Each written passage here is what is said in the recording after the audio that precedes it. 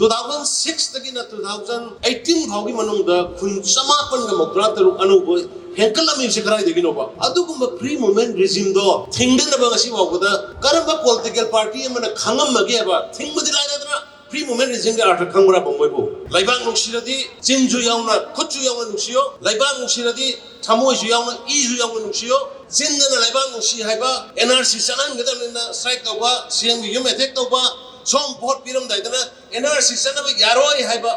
adu the vote pibagi campaign tawragadi na khoido sitter ni hairoi bai maram leite praja singni mayok state ki mayok leite nei haide matam kuirabagi matungda Manipur da hojik thoiba Wathok City Mari Lenana Mapanda Thoga Mirak the Thoga Koi Bharatiya Janata Party ki member ni Bharatiya Janata Party ki Mahila ni and Hairu Bhauda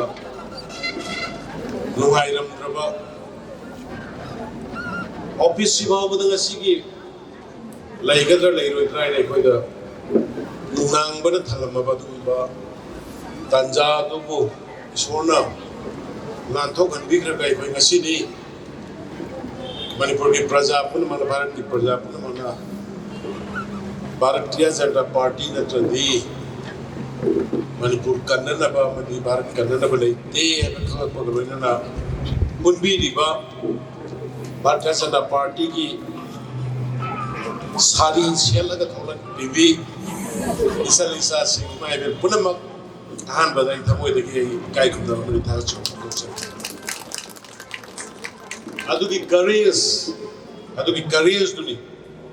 I BJP or the BJP. No. Leibak Nuxi, Nuxi, no Haipata. Leibak Nuxi, no Nuxi, no Haya. And the Sugumba program, Simbi Ripa. एक party की president Shrimati सरदा देवी किशनपी अदुगा संगठन मंत्री almost एकोगी local में नोइना adjust तौरबा आइना दिमासी खजु साथी है लाइस्ट्रम में लाइस्ट्रम अभयगरी है अदुगा नोइना Kai kum butchery aduga lotika yamna thobi yamna qualified we be shadupini matam gi lakoi suda mang thana sen bini satbini the one with the break khadaya the haba adurba egis lotika mahila gi president rugai amatta sarat madhyadum Naha boy the other way, I can put it in Tasha, just my shoulder. Was you should do lady? And the General Secretary, Vice President, I now in bus, the General Secretary, the Ben, the say, the conduct of seminar, my lucky Vice President, the Commander Links in Biliba. महिला की member पुनमक अदुगा media की चिल्लाउक सिंह उनके कार्यकर्ता office पर पुनमई का एक लोग चले लोग नुंसी लाखों में तम तक हाथ थाई बाइस माहौल साने लोग नुंसी से पुंग पुनबड़ी नुंसी लेते हैं वाउ लाखों का तो थाई दो अगले और लोग लोग नुंसी सकने मुझे मुझे कोई लोग ले रहे हैं नसे ngasi ho phajabai office udri sari mayam gi mangan dune khambal gi sari adagi akoi nu pising gi loi phajaram gi gamai ju asi mune ai je ade office na maro phajaram yo gemana asigi combination ji wo ishor na ikoi da mangal pire ine ishor na maram de akoi lande landra ne Projectio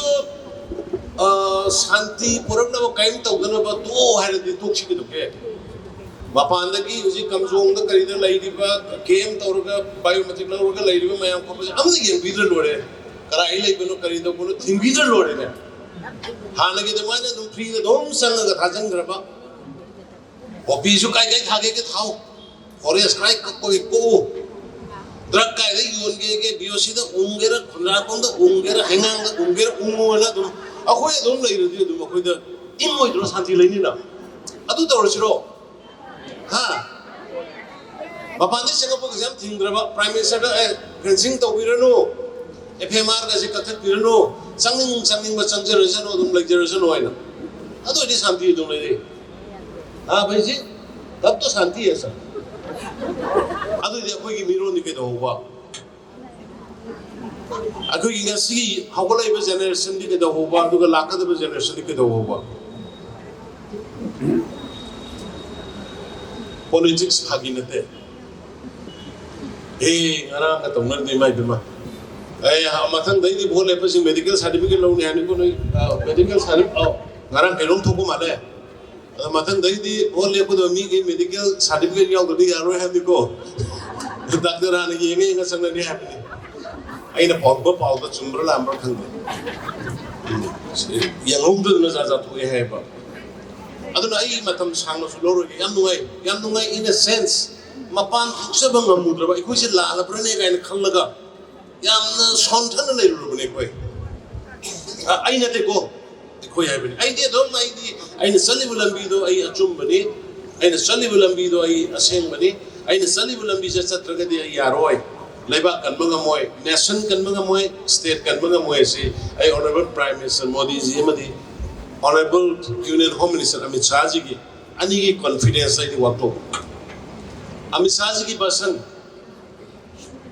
tabi rongani ai mati ka mathadong ni Prime Minister honorable Prime Minister Modi ji wangang ki de ne hekta ikoi mayam si wa laung hekta koi si phiruk khuman ki bani ne mathang du da aina Prime Minister na ngang ba si thadong na balak na su hekta kano mayam sina koi ki oi da mayam sina viral oi gi na ba Prime Minister na kya mo yan sathi na lu ne loges magi speech to da Parliament na ngang ki ba speech aduga lu graba du kuma lal kila da pi ki ba Indian Independence Day ki namita na mana akhan na Manipur ki ngang ki ba Manipur ki praja mayam khang ki da bra khangan ki da bra ke nom to we mayam di tar bra tadri Hare Krishna August ki tarikh tara amri trauma da ai ngatang President ne Prime Minister lobje ko garo ya di achum khang da mayam sina khoi bair ga layam thoi bar thau box kai no khang da mayam sina khoi bair ga layra aran ba san tok na ai khoi gi asuk chum no honari ba pose la na pudai da we ngatang matam lobje ki ko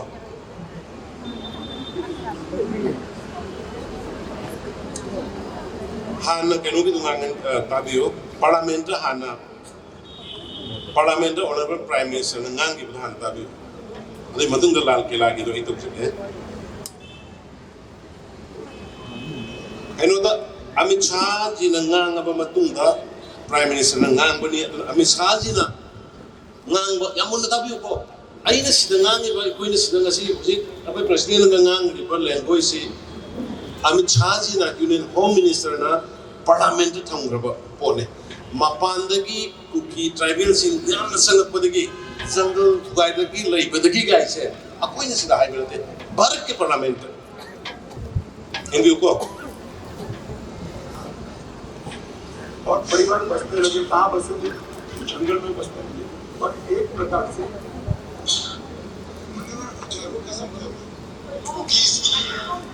आदिवासी भाई यहाँ आना शुरू हो मान्यवर हजारों की संख्या में कुकीज आदिवासी भाई यहाँ आना शुरू हो और परिवार बसने लगे कहाँ बसेंगे जंगल में बसने लगे और एक प्रकार से मणिपुर के बाकी हिस्सों में एक असुरक्षा की भावना हुई कि हमारी जनसंख्या बदल जाएगी हमने उसको देखा उसी वक्त मान्यवर हमने गृह मंत्रालय में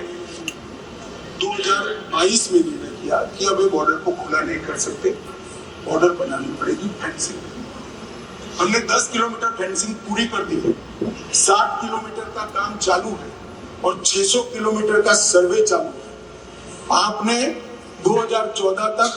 कभी फेंसिंग नहीं की, हमने दूरंदेशी से 30 में दंगे हुए, 21 में ही फेंसिंग का काम शुरू कर दिया था। 10 किलोमीटर ट्रायल फेंसिंग बन चुकी है, 60 किलोमीटर का काम चालू है और 600 किलोमीटर का सर्वे बाकी, जिससे घुसपैठ को रोका जा सके। फिर एक अनरेस्ट खड़ा होने लगा क्योंकि वहां जनसांख्यिकी बहुत निर्णायक होती है। घाटी में मते रहते हैं और पहाड़ पर कुकी और नागा ट्राइबल भाई रहते हैं। तो इसके लिए हमने लगभग जनवरी महीने से हमने वहां पर जितने भी शरणार्थी आए थे उनको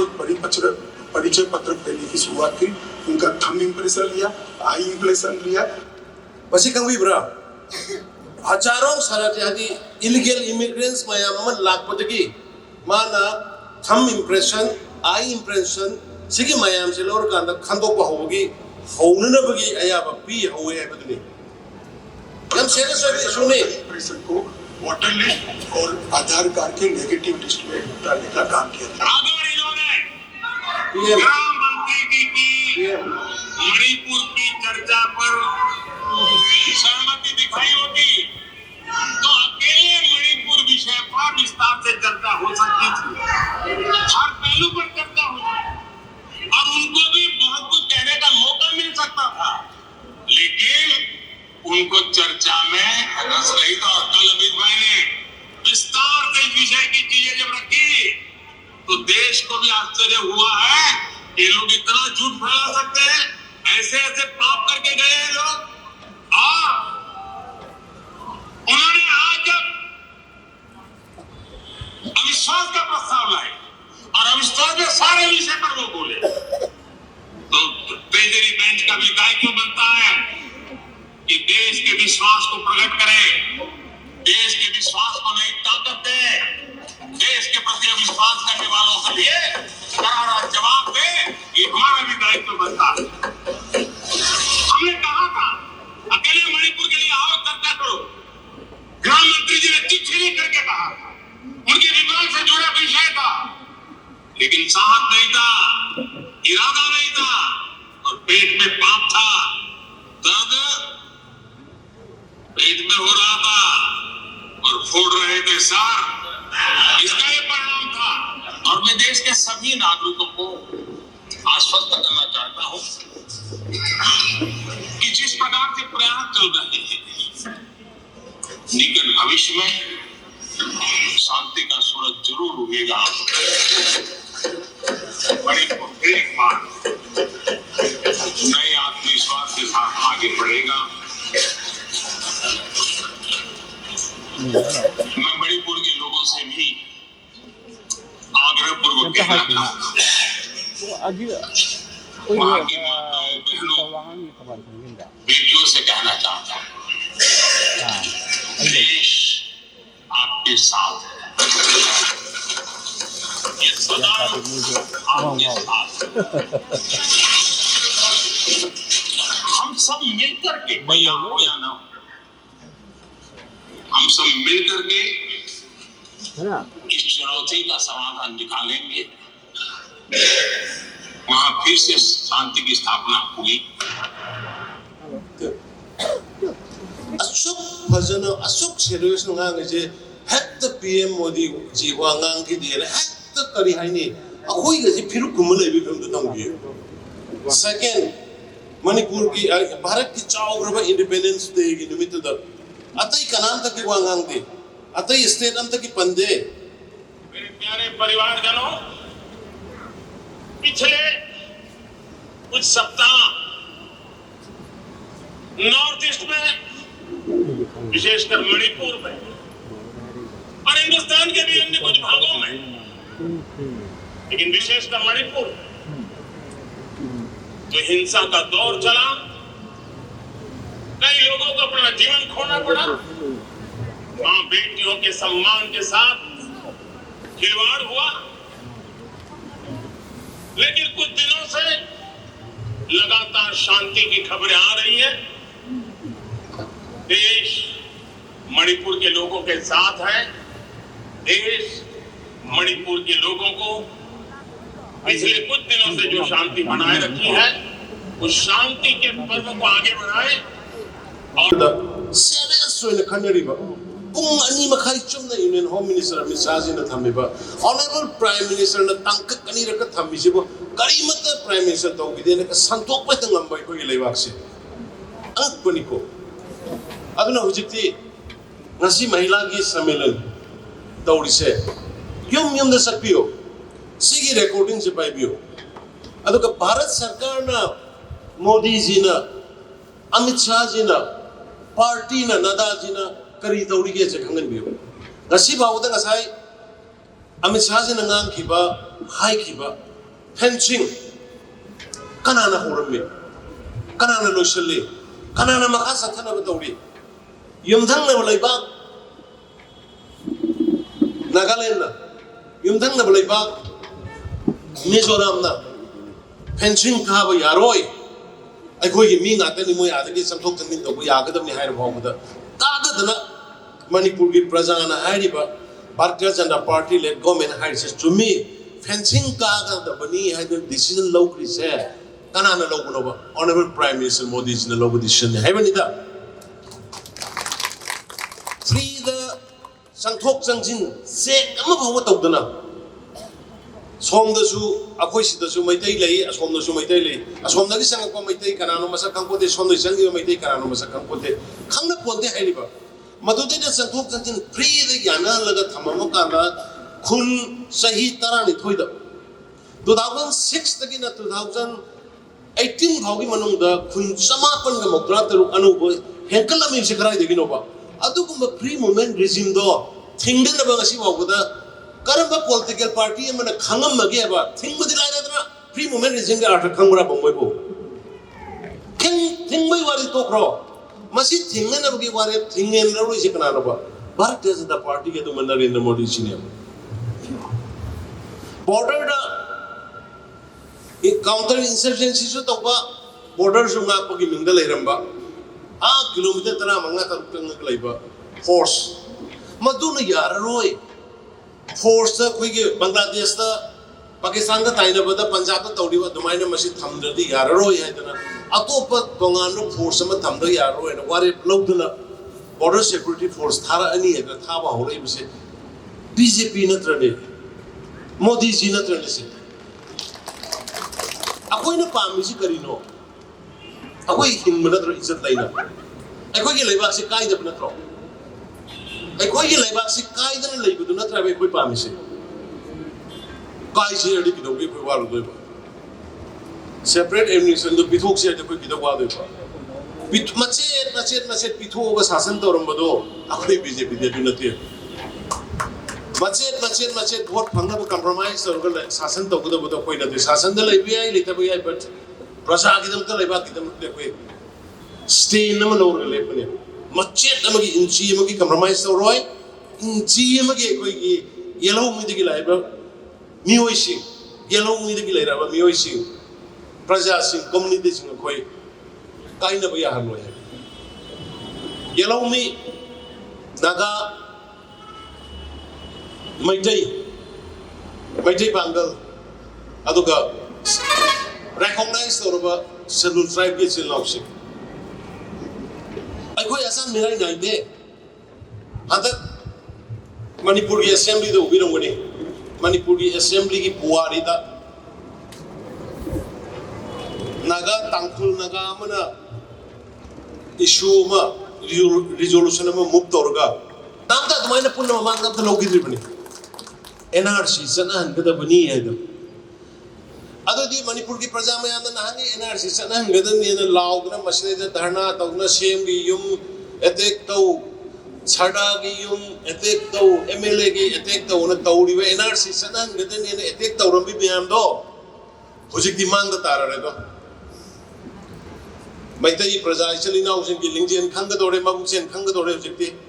बरमदी NRC हौरबा NRC सनहन गदबनी हाइबा बीजेपी की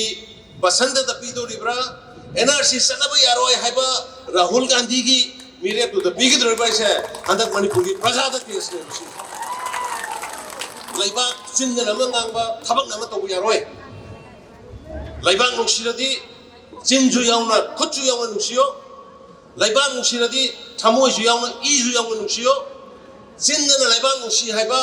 NRC Sanan Gadamina, Strike Toba, Siang Yumetek Toba, Som Port Piram Didana, NRC Sanaba Yaroi Haiba, Adu the Port Pibaki campaign, Tauragadi, Napoido Siturni had with Wimaram Late, Brazas in the Mayok State, the Mayok. Reality does a say, a sing with a say, a chumanga say. Adunaina Haibudo. Politics Taugaradi, sincere oil. Buxian Hanasengo, Hamoy Hanasengo. Aduga nationalism, Naribank Nazatin, Shibgi Wakali. Uneasily ready. Politics though. Not ready to take out you like a Bonepacano. Adum Karitawira do Mayone. Maramdi, my books send the minute politics, Sangapaganda, Leibak Pange. Doctor Ramana Aran, but over the me and Makatani Shidorido. But Nasis the Noy Mangle, a politician, Siamina, or Irvina Aran, Mamata, Leibak Praza. Tumna Mango doing it. Say, we can go. Where Aran, where they I go in Aran, Mamata, where the Aran, or Magin, I say, when I sit can really say. Narangala, Pokrana. Ariba give a silly housing cookies and housing, if I cannot out there. Ariba like Riba is nothing Tado, we get a pipe, we get a mar, we get a Punamaka when she's an eliminary. A when I would I know what somebody by Mayam do. Illegal immigrants in go. Moido Lehenum say, a quay the mission to Yamzade, a quay population to Yamde, resource to late there, Lamzupi, high with the neighborhood. Hanaga evil using the coy. Kanamta the younger late. Hanaga evil with the younger Magadi. Adumba now Honorable Minister Leibak how illegal immigrant Kantong Nabisiamba Cabinet Subcommittee the Mabusiaman Wellum with Rebel. Tamoi Sena Sena Sena Sheba, or the Bananga got the propaganda of Nugum Sheba. Aduna I know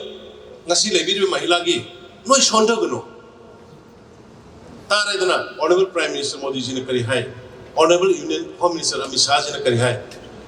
Amit Shah, Prime Minister Nahai with the Ampajabat Ganova Perami already. Amit Shah in a Garang Anichum the Ngangiba Matam to the Barak Kimiam Busu, Mikap Tuan Magit Pandam Yauri, Yauniho. Barak Kimiam Mikap Tuan Magimaram de Barak Pakistan, Bangladesh, I see the border were winning a bit. A quick is home said, don't say to try to push it. Only Honorable Prime Minister Modi Zilakanda. Atal Bihari Bajpayee Matamda Highway connect Tongan of Isiam Bahora and the notice Ninjan of it. Atai Matamda Karinjan Birambe. Kilometer Sahung the Mograni Panchang was said. Must fencing machet Amalam. The kilometer Taraka Kaba or Loisan than a later member. Kilometer summary is like the pre-movement regime in the pre-the Sankotan in Torgayaram. Must only Honorable Prime Minister Modi ji, Laka, the BJP Laka, the Nemasi, fencing the Bugiwari Plauba, illegal immigrant Kantoga, Tam present, Masai Amisazin and Amutaina, Tam impression Laurga, I impression Laurga, Kantoga Moise Tadoki Nava, who is a Baraki Parliament and hide it. I don't know. Hanna young Biram may have been that way. Only BJP Laka and she said, Moigi Zati, Karamogi Leibak, Karamogi Mikara, Awang Mopota Himine said, Baratna Kampune, doing aside, Prime Minister Modi Jina, Amit Sadi Punganis from the Nanki Basan to the Baraki Miam, how good Hanabagi, awareness Pibagi, point Yauri and a Pali. Aduna Nakuis Honda, Noikuis Honda Way. Hoi, Matekara. Satina Mapanto Boy Kaigi. Mapanto Boy Kaigi, but Saibanga Tauba. Why? Ain't a drug Shimugi, Track Toliba Kangu say, I can't